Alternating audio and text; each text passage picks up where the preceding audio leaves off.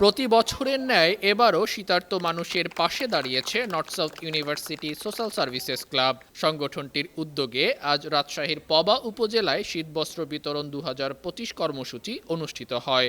এবারের আয়োজনে প্রায় 1300টি কম্বল ও শীতবস্ত্র সুবিধাবঞ্চিত পরিবারের মাঝে বিতরণ করা হয়েছে।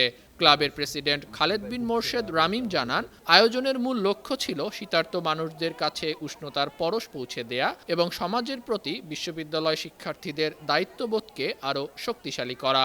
ক্লাবের ফ্যাকাল্টি অ্যাডভাইজার মেজবাউল হাসান চৌধুরী বলেন, এই বছর এসেছে আমরা রাজশাহী ডিভিশনে।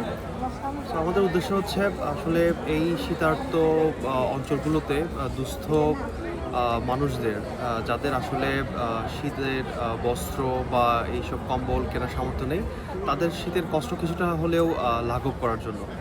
নিউজ ডেস্ক, বান্ন টিভি।